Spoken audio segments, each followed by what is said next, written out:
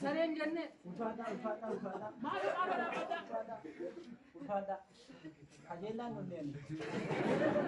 maaliif bakka salphatu siyaasal bit caami nama keessa. Abbaa tola. Lakki abbaa bantii ganama waa jedheeni ilaa namni tuun eebbisii nyaate namni tuun eebbisii nyaate sareedha dura eebbisuu qabna eebbisneetiyyuu waaqatti kadhanneetiyyuu nyaanna han jedhee ijoollee qabanamma akkuma argite deemti sareedha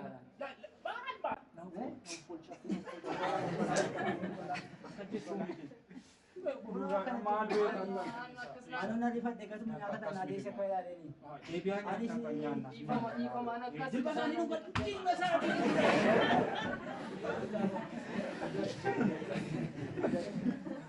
Nung eebbisaatiin nyaanna. Gaya pa ka na sa no nakinya. Sa sanam di ba ni ako ko. Ani sini mo sa ayyaran bagay nyaata. Isa ka ajida batiyan sa bateti. Buat si Wala ko sa mana mandalan ni. Amma Gaafa ni kada. Ana fi abbaan bantii kana booddee yaadadha. Waaqa keenya waaqessina guyyaa sanbataa deemne. Isin duuba ta kaso. Ani. Gaafa ni kada nan tokko.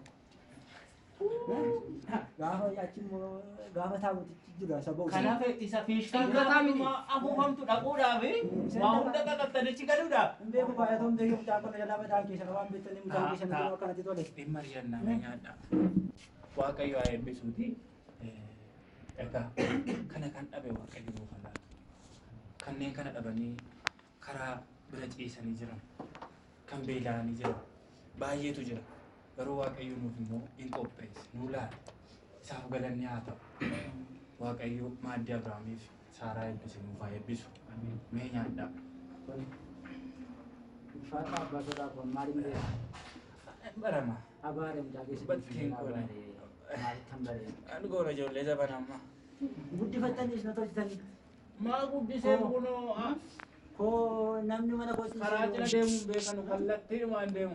Isinitti Saree jedheenaan kunoo abbaa bantii sun saree jedheenaan. Koo isinitti himaa koo. Keessumaa yoo ta'e galeeyyuu bira ta'an irraa eega.